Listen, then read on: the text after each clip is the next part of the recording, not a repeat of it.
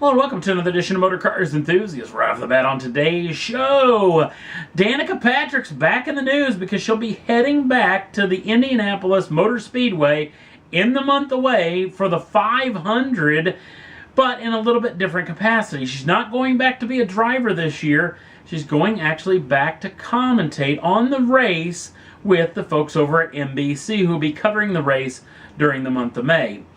But there's an interesting little wrinkle in this situation because not only is Ms. Patrick going to basically be, discussing strategies, talking about what the drivers are going through, what the teams are going through, but she's actually going to be doing all of this from the infield of the famed Yard of Bricks, actually doing it from spectator concession stands. Yes, you heard me right. She's going to be taking orders and delivering food and discussing with folks, spectators, in the middle of the 500, how they think the race is going, what they're doing during the race, what they've done to actually prepare for the month of May and whatnot. This is the most bizarre little situation I've ever even heard of that this deal is going to be taking place. So it's going to be very interesting. We're just, a little over a month away, about a month and a half away from the 500 actually running. So it's going to be interesting to see how this deal is going to develop over the next several weeks and just see how this month of May actually will unfold, especially with Miss Patrick doing some commentating on it. Next up on the list, well, we've heard this before, but Porsche's been awfully upset over the past several years, basically, as speculators buying their automobiles. Now, we all know that Porsche built some limited edition models. You think of the GT3 RS, the GT2 RS, then you think about like that 911R. That was a machine where they only built just a little under 1,000 of those things, and it was kind of an homage back to the, the more pure style of Porsche with manual transmission, not a lot of Nancy safety equipment on it. But the trick is anytime they do one of these limited edition models, some of these speculators jump in, get in on the list, and then end up selling the car as soon as they get their grubby little mitts on it. So you'll see these cars, as soon as these vehicles get available to the public, getting on the open market for $1 million, $2 million, some insane amount of money on different websites all over the planet. Now, I don't think this is a situation where Porsche is really greedy, even though they would love to think they could sell these cars for around $2 million. But what they really want is these vehicles to get in the hands of real Porsche people.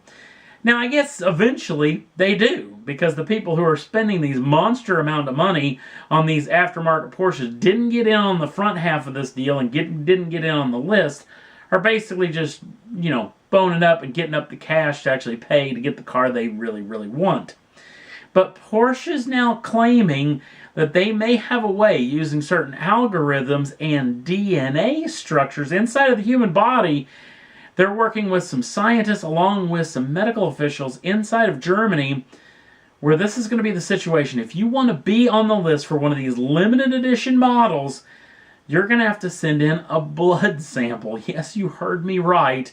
In one of the most bizarre situations I've ever heard in the automobile world, they're basically thinking that they can deconstruct your DNA structure and be able to tell whether you're going to flip this car as soon as you actually own it, or for whether this is a car that you're going to keep for many years to come. There is another little situation. If you don't really care about the blood angle, you can send in a stool sample. Yes, even more bizarre. Claiming that you could possibly crap into some sort of box or container or something like that and ship it in, and the scientists and medical folks will actually look through the DNA, comb through your DNA, to see whether you're actually going to sell this car as soon as you get your grubby little mitts on it. So this is an interesting situation. It hasn't been made officially public as of yet, mainly because the legality of this thing is really in question. So we'll definitely keep you in tune of what we hear more about this situation in the next upcoming months. And now heading back to the Indianapolis 500 in this next week before the famed Yard of Bricks race, the greatest spectacle in racing. There's basically a situation where we're going to talk about the newest vehicle that's going to pace the field. And when we talked about last year how that ZR1 could dang near run top speed with a car running, an Indy car running in the 500, it's definitely for sure that the Smart 4.2, or 4.4 I guess I should say, is not going to be a vehicle that's going to have any sort of top speed ever close to this. This is also another interesting little situation because the Smart 4.4 is a foreign automobile. This is going to be one of the first times that a foreign make is going to pace the greatest spectacle of racing in the month of May. The other interesting thing is when you think about the 500 and the pace car, there's going to be a handful of cars that actually pace the field, but there's going to be a ton of these cars running around the Indianapolis area in 500 livery and will actually end up in dealer showrooms. So it's going to be interesting to see how well these things actually sell after the race is over. Not to mention, you think about a lot of car auctions now where you see Indianapolis 500 automobilia being sold for a pretty good little profit.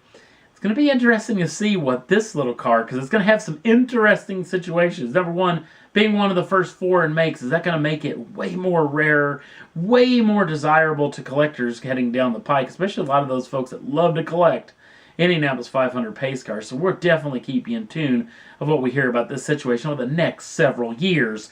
And of course, if you haven't figured it out by now, all of these are fake. None of these have any truth in them. Well, there is a little bit of truth. Miss Patrick is going to work for NBC. Porsche is trying to figure out a way around people actually selling those automobiles. The Smart 4.4 is actually just a complete flight of fancy. So I'm sorry if this upset anybody. I'm hoping that you at least get a little bit of a laugh out of this particular deal. So April Fool's is now in effect. So, and that's all there was that I thought was worth talking about for this edition of Motor Cars Enthusiasts. Don't forget to like us over on the Facebook page. Links down in the show notes. Also, if you'd like to subscribe to the channel, you can do so at any time and get the first dibs on the brand new shows as soon as they come out. Thanks for watching. We'll see you again real soon.